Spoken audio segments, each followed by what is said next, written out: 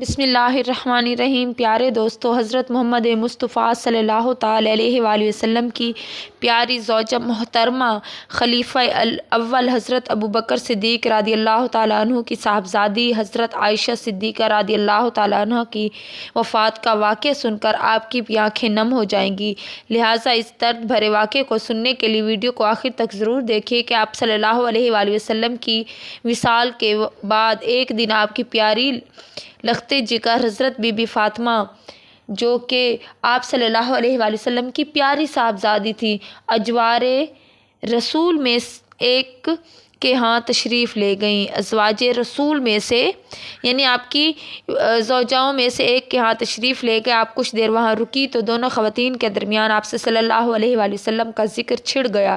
Be be صاحبہ نے عرض کیا، اے خاتون جنت، اے حضرت بی بی فاطمہ، ایک بات تو بتائیے۔ حضرت فاطمہ نے فرمایا، پوچھو۔ انہوں نے عرض کیا، آپ کے بابا ہمیں سب سے زیادہ پیارے ہیں۔ حضرت فاطمہ رضی اللہ تعالیٰ عنہما یہ سوال سن کر مسکرا پڑی اور فرمایا کہ کیا تم جاننا چاہتی ہو کہ آقا علیہ الصلوۃ والسلام کو ہم سب میں سے کون زیادہ پیارا ہے؟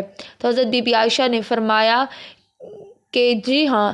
پھر پوچھا کون؟ تو آپ نے حضرت بی بی فاطمہ نے فرمایا، مردوں میں حضرت ابوبکر صدیق۔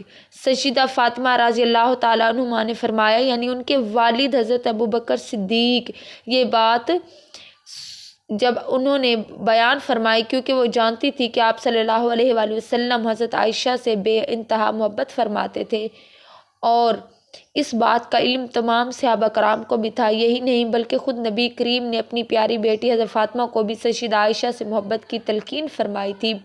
پیارے دوستو، صحابہ کا معمول تھا کہ جس دن نبی کریم ام المومنین حضرت عائشہ کے ہاں ہوتے تو وہ آپ صلی اللہ علیہ وآلہ وسلم کی خدمت میں بڑے ہدیے اور تحفے بھیجتے، تاکہ سرکار دو عالم سب سے زیادہ خوش ہوں اور ہمارے لیے دعائے رحمت فرمائیں۔ ایک دن آپ صلی اللہ علیہ وآلہ وسلم کی تمام بیویاں ایک گھر میں جمع ہوئیں اور آپس میں مشورہ کیا کہ جب آقا علیہ الصلوۃ والسلام اور باقی تمام صحابہ ہماری طرف اتنے تحفے نہیں بھیجتے جتنے حضرت عائشہ کی باری کے ہاں بھیجے ہوتے ہیں، ہونا تو یہ چاہیے کہ برابری کی جائے۔ انہوں نے کہا، پھر آپس میں طے کر لیا کہ یہ بات نبی کریم تک پہنچانے کے لیے حضرت ام سلمہ کو منتخب کیا جائے، تاکہ وہ جا کر سرکار دو عالم کی بارگاہ میں عرض کرے، یا رسول اللہ، آپ لوگوں سے فرمائیے کہ تحفے میں صرف عائشہ صدیقہ کے دن کا ہی انتظار نہ کریں، بلکہ جس دن بھی بیوی کے ہاں آپ کا قیام ہو وہاں بھی بھیجے، اور حضرت عائشہ کی باری کا انتظار نہ کریں۔ چنانچہ حضرت ام سلمہ تمام ازواج مطہرات کی طرف سے نمائندہ بن کر نبی کریم کی خدمت میں حاضر ہوئیں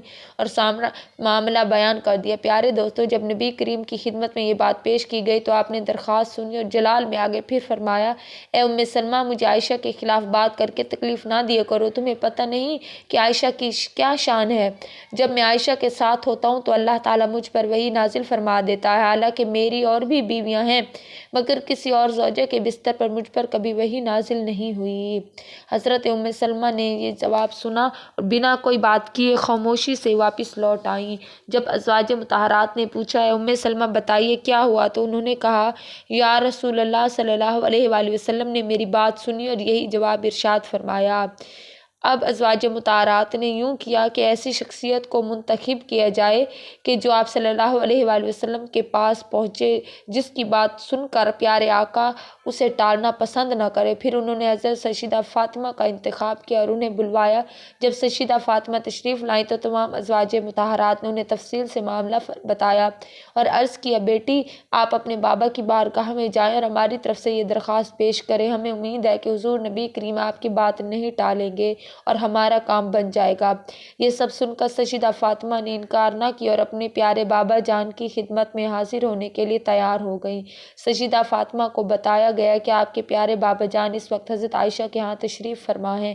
پھر سیدہ فاطمہ وہاں سے چلی اور حضرت عائشہ کے حجرے میں تشریف لے گئی۔ جب حجرے میں حضرت عائشہ صحن میں کچھ کام کر رہی تھی اور نبی کریم اندر تشریف فرما ہیں، حضرت عائشہ نے جب سیدہ فاطمہ کو دیکھا تو اپنا کام چھوڑ کر ان کی طرف بڑھی اور سلام و دعا کے بعد آنے کی وجہ پوچھی۔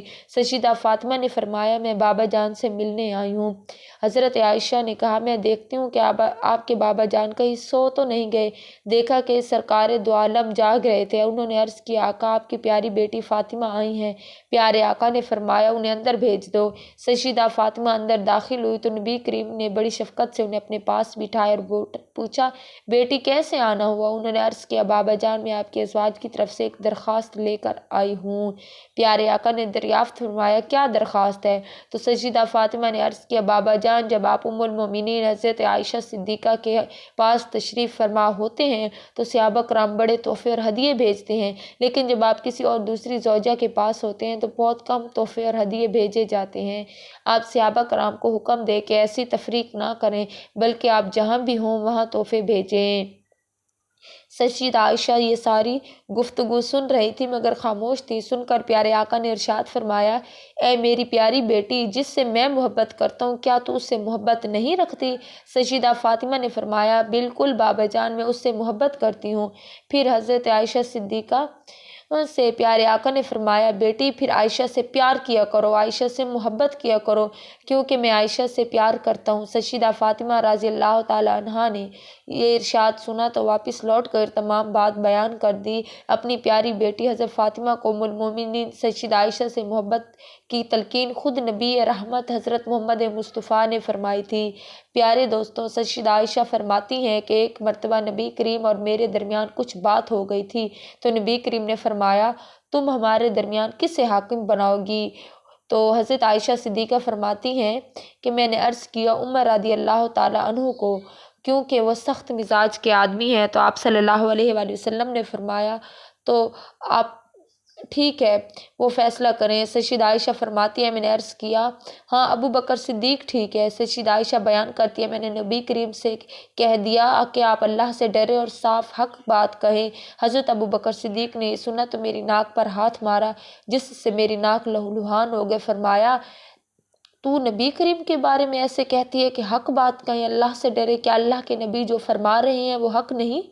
سیدہ عائشہ فرماتی ہیں میری ناک تو ایسے ہو گئی جیسے مونچھ کھجا چمڑے کی مشک کا نچلا حصہ ہوتا ہے۔ جب نبی کریم نے یہ ماجرا سنا تو فرمایا اے ابو بکر تمہیں اس لیے نہیں بلایا تھا، حضرت ایک سوکھی ٹہنی پڑی ہوئی تھی، حضرت ابو بکر نے اسے اٹھایا اور مجھے مارنا شروع کر دیا، میں نبی کریم کی کمر سے لپٹ گئی۔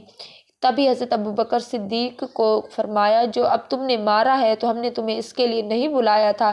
پھر جب حضرت ابو بکر صدیق تشریف لے گئے تو عائشہ صدیقہ دور جا کر کھڑی ہو گئی۔ پیارے دوستو یہ ازواج مطہرات کے ساتھ نبی کریم کے جو واقعات اور معاملات پیش آئے یہ حقیقتاً امت کے لیے ایک سبق ہے کہ ہم ان احکامات سے زندگی گزارنے کے صحیح طریقے اور آداب سیکھیں۔ حضرت سیدہ عائشہ بنت ام المؤمنین اور نبی کریم کی عزیز زوجہ تھیں۔ آپ نبی